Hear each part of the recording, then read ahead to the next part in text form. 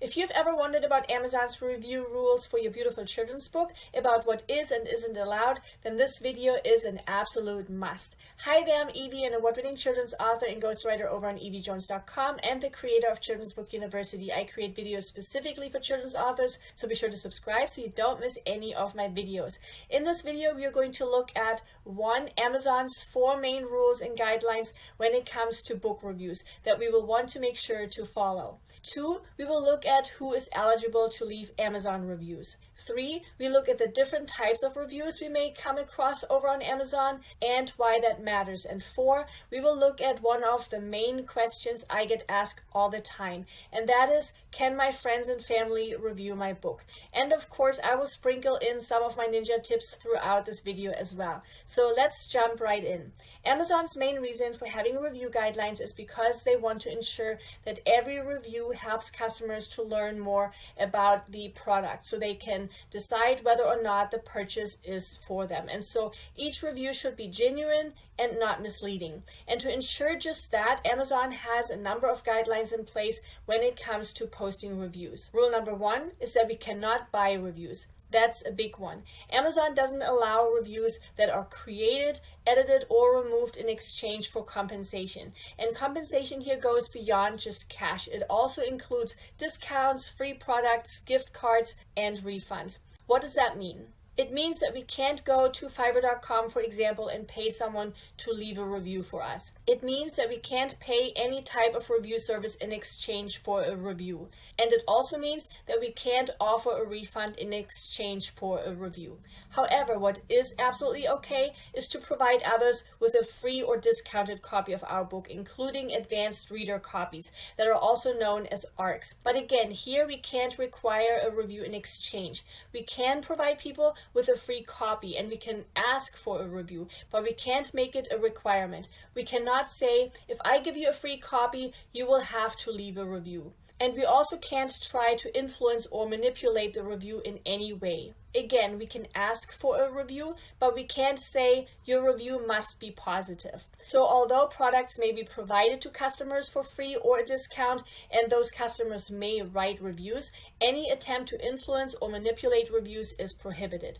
If you would like to learn more about how we can offer our ebook for absolutely free, I went ahead and added my video about Amazon's KDP Select feature in the description below that will allow us to do just that. So don't ever pay for a review in any way, shape, or form, whether that's directly or through a service. Rule number 2 is that we cannot require a review in exchange for something.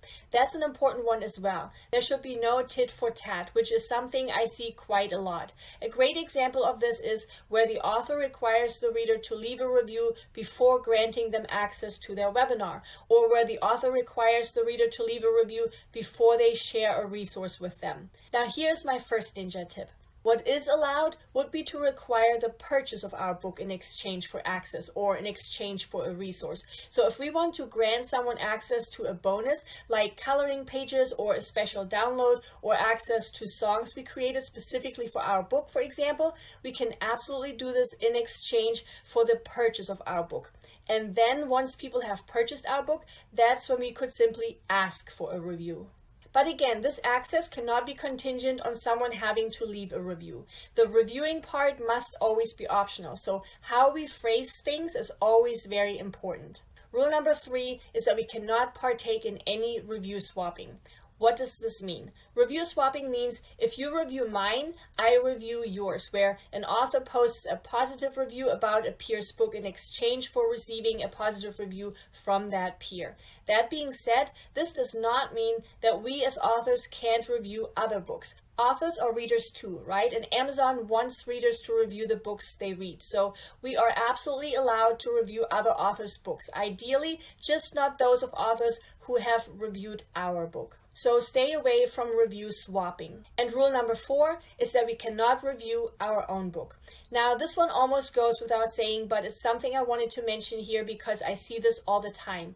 Usually, Amazon won't allow us authors to access our own book's review page anyway, but sometimes, for whatever reason, it does. Per its guidelines, Amazon removes reviews that are posted by someone with financial interest in the product. And we, as the author of our book, clearly have a financial interest here, right? I know it's so tempting, but we will want to try to stay away from reviewing our own book. Now, who is eligible to leave Amazon reviews? In order for someone to be able to post a review on Amazon, they must have spent at least $50 using a credit card or debit card in the past 12 months. This $50 requirement is meant to prevent users from creating multiple Amazon accounts for the sole purpose of leaving reviews. But as soon as someone has reached that 50% threshold, they are able to leave reviews. Now, here is my second ninja tip in this video, and that's really important if we are planning to set up a launch team. Each reviewer can only leave reviews in their own marketplace. That is, the marketplace they have spent those initial annual $50 in. For example, if I usually make my Amazon purchases in Germany using the German Amazon storefront amazon.de, then that's where I will be eligible to leave my reviews, on amazon.de. Unless I have also spent $50 on amazon.com, I won't be able to leave reviews on amazon.com. Now, the reason this is important is because sometimes our launch team members are located in a different country than us. And so whenever we ask them for a review and we send them our direct review link to our book, Amazon won't let them leave a review because they are only eligible to leave a review in their own marketplace. Now, if you would like to learn more about launch teams, what they are, and how to put one together yourself, I went ahead and shared one of my videos on just that in the description below. And if you would like to see how we can circumvent this international marketplace problem and how to create a direct link to our book's review page, no matter where we are located geographically, I went ahead and shared an example in the description below as well. Now let's look at the different review types next. That's something I have already shared in multiple videos of mine. But in this video, we will dive a little deeper so we can actually make use of what we may already know. Amazon distinguishes between two types of reviews. 1, verified reviews, and 2, unverified reviews. Verified reviews are always marked with an orange verified purchase badge. A review is marked as a verified review if the reviewer has actually purchased our book from Amazon. And a review is marked as a verified one if the reviewer has downloaded our ebook while it was offered for free through Amazon's KDP Select marketing program. So even though the reviewer didn't purchase our ebook per se, it will still be marked as a verified review. Again, if you have any questions about Amazon's KDP Select marketing program, I went ahead and shared my separate video on that in the description below. Now, while verified reviews are marked by a little badge, unverified reviews are not marked at all. A review is unmarked if the reviewer, for example, purchased the same product outside of Amazon. Amazon still allows these reviews because they realize that not everyone will purchase their products from Amazon, but that a person still may want to leave a review. Or perhaps the reviewer had been gifted this product. Those reviews are still extremely valuable to Amazon, which is why they allow them. Now, how is this badge versus no badge important? Well, one, it's important because it means that a purchase of a book or any product over on Amazon is not required in order to leave a review for it. And that's a question I get all the time. As long as we are eligible to leave a review by spending our annual $50, we can leave a review with or without a purchase. If we have purchased the book, we can simply go to our orders in our Amazon profile and click on the Write a Product Review button. And if we have not purchased the book, we can go to that book's product page, scroll all the way down to the review section, and then click on the Write a Review button there. Being allowed to leave reviews for a product even if we haven't purchased it via Amazon is the whole reason behind Amazon having this verified badge system. And 2, the second reason why the badge versus no badge is important to know about is this. Because Amazon can actively verify that verified reviews have been left by people who have actually purchased this product, they always value them a bit more. And the way we know this to be true is that Amazon will always show those verified reviews first. Amazon's default order for displaying their reviews is really interesting. First, we see the verified reviews. If we live in the United States, for example, we will see the verified reviews from the United States first. Then we see the unverified reviews. Usually the way the verified and unverified reviews are displayed is by when they were submitted, with the most recent ones showing up top.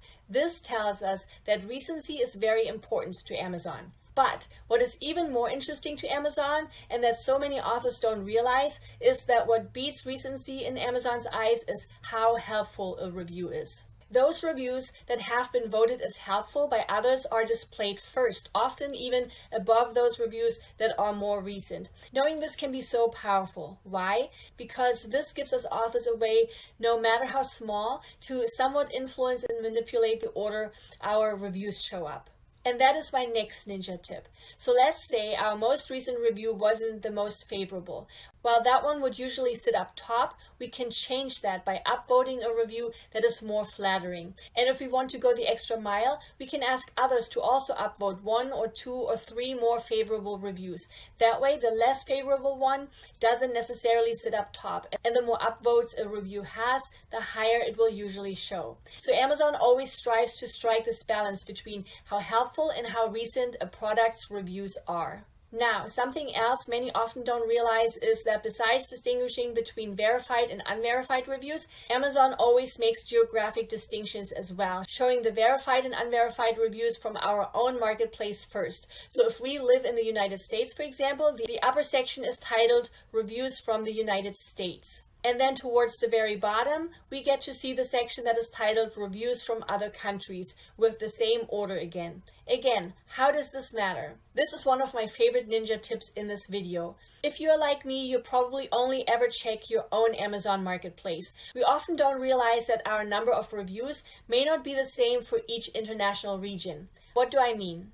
Let's look at my book, The Girl That Makes Mistakes, as an example. If I were to live in Germany, I would probably only always check Amazon.de, where I would only see 19 reviews for my book in the German Amazon storefront. But if I go to Amazon.com, I would see that my book actually has 93 reviews. So if you have never done so, go and check other marketplaces, because oftentimes we have a lot more displayed reviews in the Amazon.com marketplace. Now, knowing what we now know, how important is it that our reviews are verified? Are verified reviews more valuable? Verified reviews are more valuable in that Amazon likes to show those first.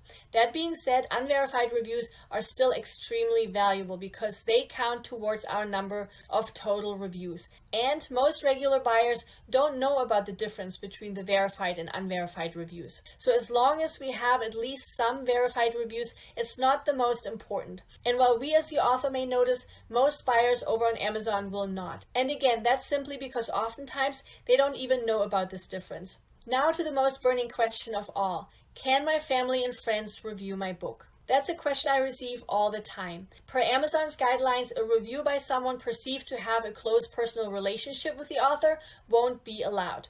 Now, how would we define a close personal relationship? With my husband having the same address and being on the same family account, he should not be leaving a review. And if we have someone whom we are consistently making purchases for over on Amazon, where we have those purchases sent directly to them via our Amazon account, then those probably won't be able to leave reviews either. However, anyone else with their own account and a separate address is usually fair game to most authors. Here it's just extremely important to use a clean link that I always talk about. In fact, it's just good practice to always share a clean link. If you need a quick refresher on how to make sure our Amazon book link is clean and untraceable, I went ahead and shared my separate video on that in the description below. But what happens if they do leave a review? If, for example, my husband were to try to leave a review for one of my books? Nothing. While he can still go ahead and try to submit a review, it will usually simply be removed and disappear. That's all. But unless we have them at least try, we would never know for sure, right? So again, if Amazon deems someone as too close, they will simply remove their review. And to help prevent Amazon from knowing that we are close to someone, we want to make sure to use an untraceable link when we are sharing our book link with others. Now, to round off this video, I wanted to share just 2 more ninja tips of mine. 1, if we ourselves are leaving a book review for someone else, we can support this fellow author even more by adding a simple picture to our review. Or we can leave a video. Go the extra mile because it's never crowded there. And if it is us asking for reviews, don't underestimate others' willingness to help you. Feel free to let those who want to support you know that adding a picture to their review is an option, because many won't even know that this is something they can do. And two, another option many often don't know about is that we don't have to draft an actual review to be supportive. While it's of course always more helpful to add a few words and thoughts to a review, we can also simply leave a star rating that won't require us to write anything at all. All we have to do here is to go to a book's review page and click the number of stars we want to give it. That's it. We won't even have to hit the submit button. So even though a thoughtfully written review is always more helpful, having a simple star rating is better than no review at all. Getting reviews for our beautiful children's books can be so very hard, especially if we don't have a large support system that others may have. Every single review counts, so it's only natural that we want to try all sorts of things to gain those first couple of reviews. And so I hope that with the help of this video, it's a bit more clear what is and isn't allowed per Amazon's guidelines and how we can make the most out of every single review we are receiving. If you found this video valuable, please do let me know in the comments. I love hearing from you and connecting with you there. And don't forget to give this video a thumbs up and subscribe if you haven't yet. It really encourages me to keep making free videos for you just like this one. Here's to every single supportive review we are receiving and that we are giving. Bye!